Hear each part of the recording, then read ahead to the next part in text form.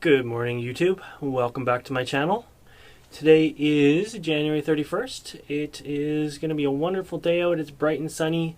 The last couple days, well, last couple sunny days, the greenhouse has actually hit 80 degrees, so that's a little bit early for the greenhouse. Usually it doesn't hit 80 until about the middle of February on sunny days, so that's fantastic. Today we are going to be working with this Phalaenopsis here, and I'm going to be giving it a repotting. This was a gift from a neighbor, actually. She knew I was into orchids and thought I might like this thing here.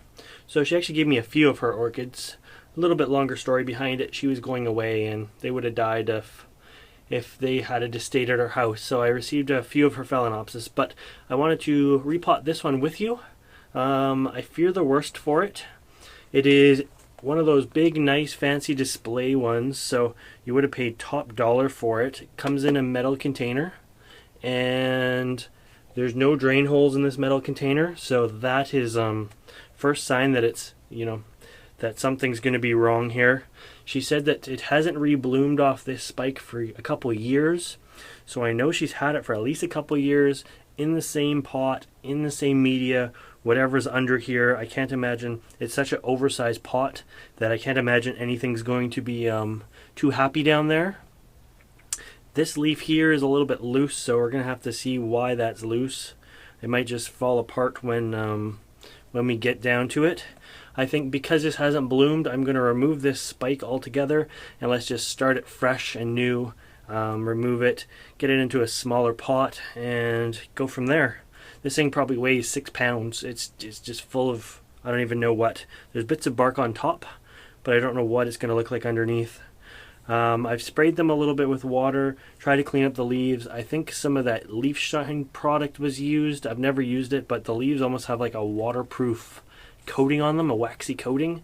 I found with some of her other ones that she gave me with nice big flowing roots that I bet you those got hit with this leaf shine stuff as well.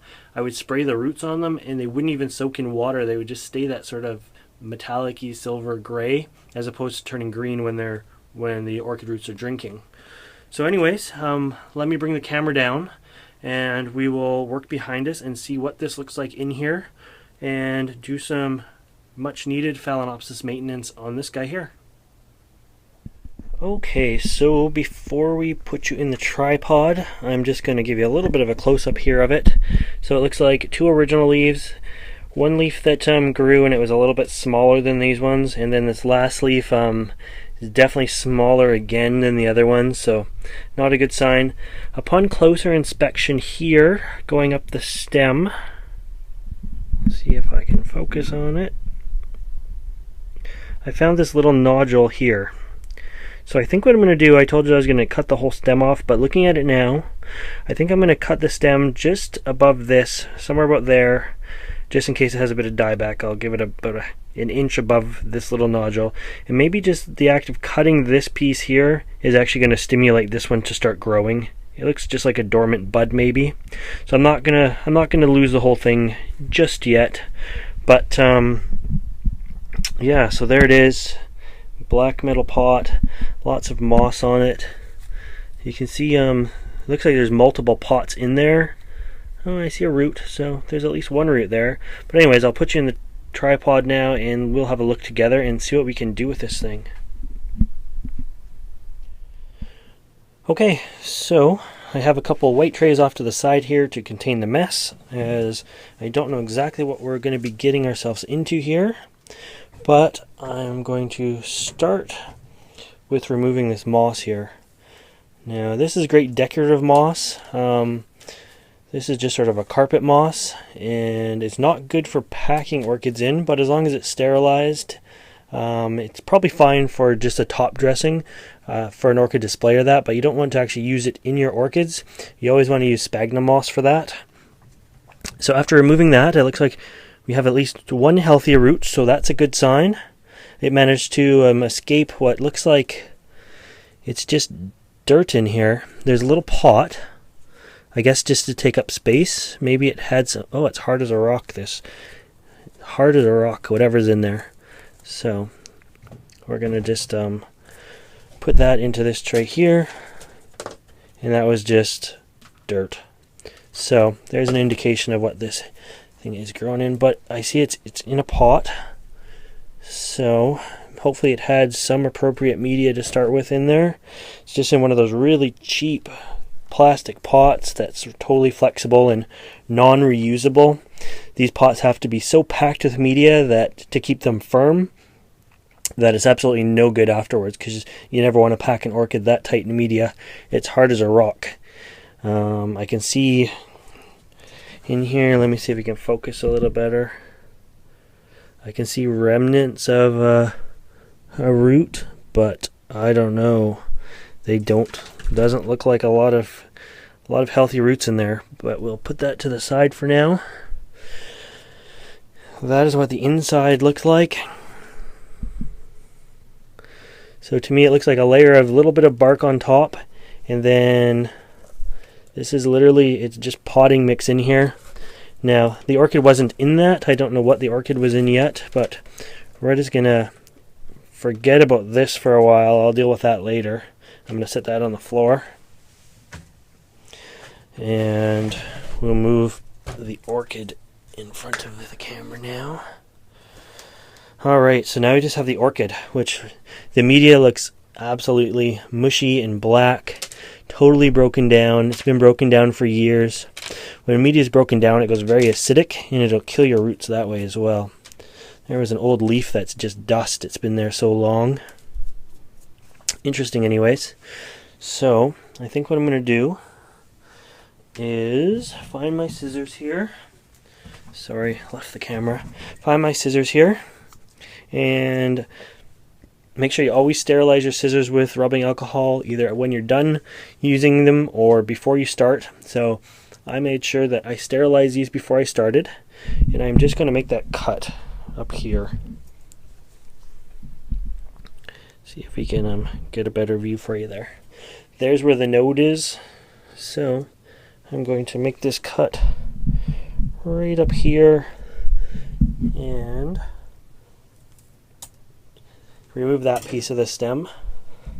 Hopefully with that gone, it will stimulate new growth on what's left of the stem there.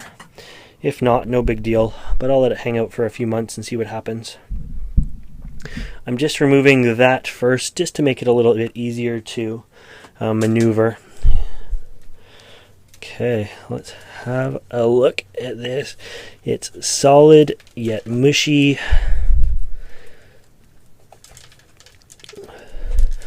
Remember that loose leaf that was on it? It's now sideways. It's like a loose tooth. Ugh. Okay, there's a useless pot. Strictly for a one-time use planter display. So I'll throw that down. Oh, this leaf just fell off. You can see it is rotten right along in here. So it was destined to come off. It was on by a few little threads, but me just removing the... Let's see if I can get that in better focus for you. Come on. Come on. There we go. Me just remove it from the pot. Looks like there was a tiny bit, a quarter of an inch of tissue that was still connecting it. That's a shame. So now we're down to a 3-leaf orchid. And this is what rotten roots look like. There's nothing to them. Look at this. They're black and mushy. Now I didn't water this orchid before when I got it, so this is just what it's retained for moisture since I've had it. It's dripping wet because it wasn't able to drain properly. Oh, it's in rough shape. Really rough shape.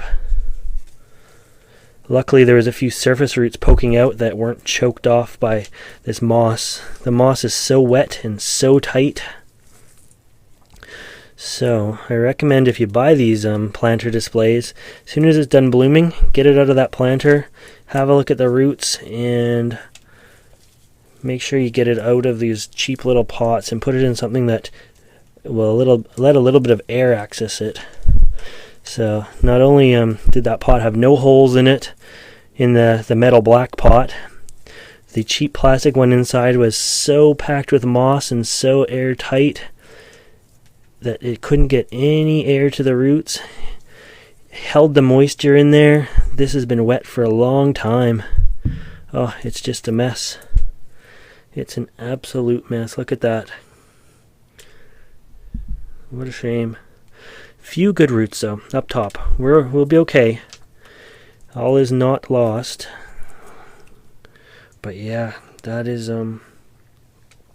worse than I was expecting. I expected a few dead roots. I'm just still pulling them off camera here. So let's get you in for a close-up of that.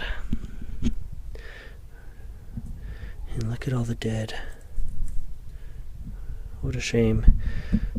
So the remedy for that will definitely be getting it into an appropriate sized pot and with a lot more airflow. You know, it doesn't need to be this wet all the time. Like, you can just wring this media out. So what I'm going to have to continue to do is trim up these roots.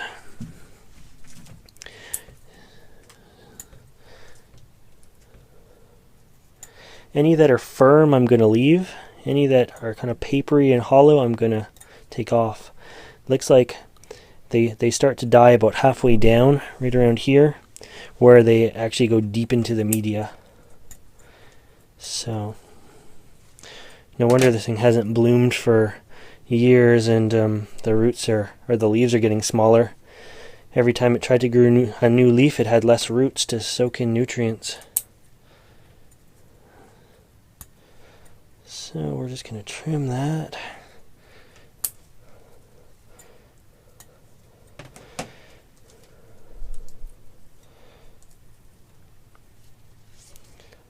There we go. So that is kind of what we're left with here.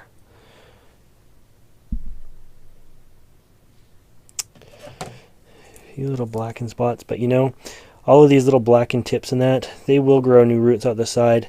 This poor thing just needs to dry out a little bit. The roots that are left here, they're so green, they're waterlogged. And I think what I'm going to do is, down on the bench under the camera, I have all kinds of orchid ties, so I'm going to just twist this at the bottom as well, and that way it'll keep that nice and stable. I'm going to actually keep this on here because this piece here is going to be the deepest part in the pot and is actually going to keep the orchid stable while it grows some new roots. Well, if it doesn't show signs of drastically improving really fast, I will end up cutting off the spike because it needs to put its energy into other things. So the 3 leaves that are left are quite healthy looking, and at least it does have these roots here. So let me get rid of this tray. Look at that, just like magic.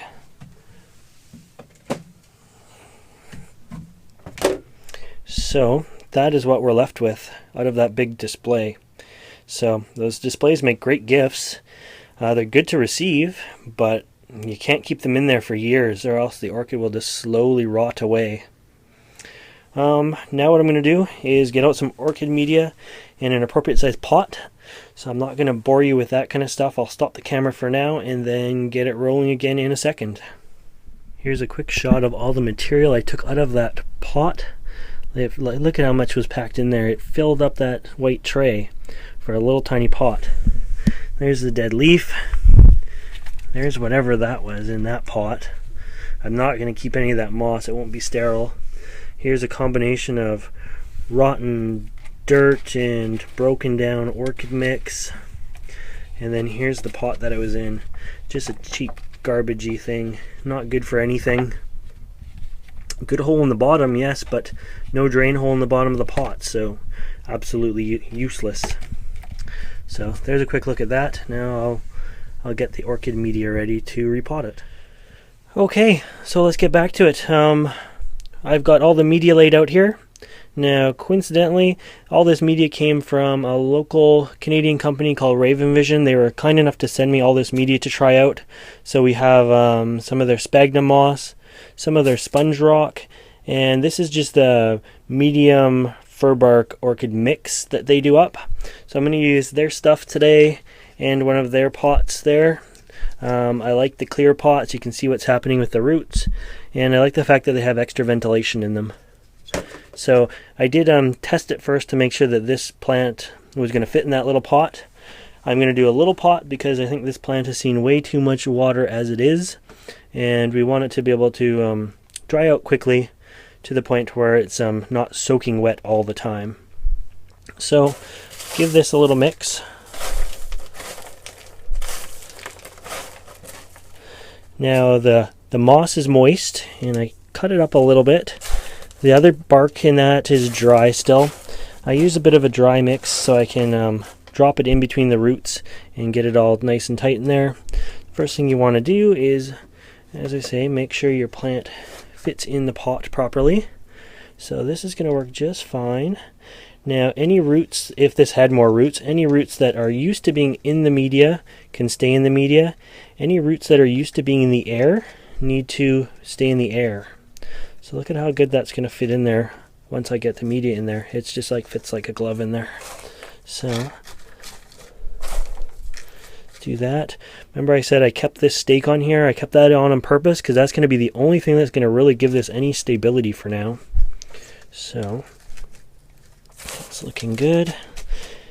And I can basically fill up the pot because there's no roots really down below.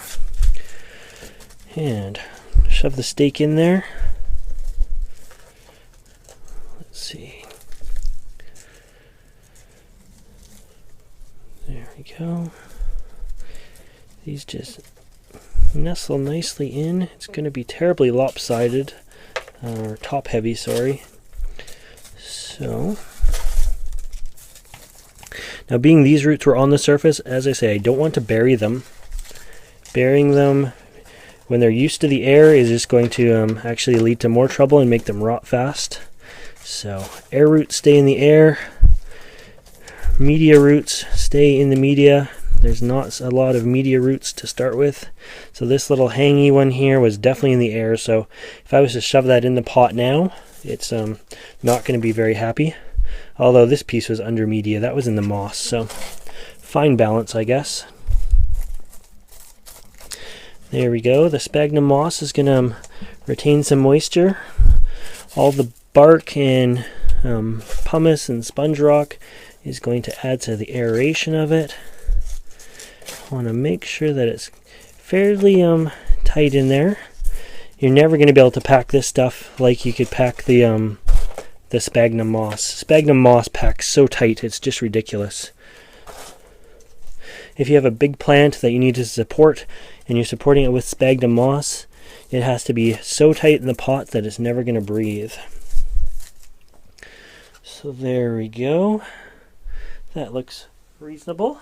Now,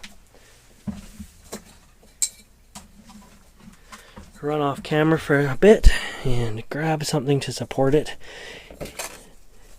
And look at that. Look at how much better that is going to look and how much healthier that plant is going to be. This pot does have holes in the bottom of it, so I can water through. The clay pot is just for stability. I did throw this in a fairly small pot, being it didn't have much in the way of roots left. The only thing left to do is give it a quick drink of water to wet the media, and then leave it alone for a little while. Just let the roots recover. Make sure you put it in an environment that's good and humid. I'm going to leave it here in the greenhouse to recover, and I think it should do just fine. Although it looked in rough shape, there's enough roots left. There's enough healthy leaves left. I think it will make a full recovery. Given 6 months or so, we should see a totally happy plant. So anyways, there is a video on how to repot a Phalaenopsis orchid that's lost all its roots. Didn't know that was what was going to be happening when I started this video, but that's definitely what it ended up being. So, if you enjoyed this video and you want to see more videos like this, make sure you subscribe to my channel. And we will see you next time. Bye guys.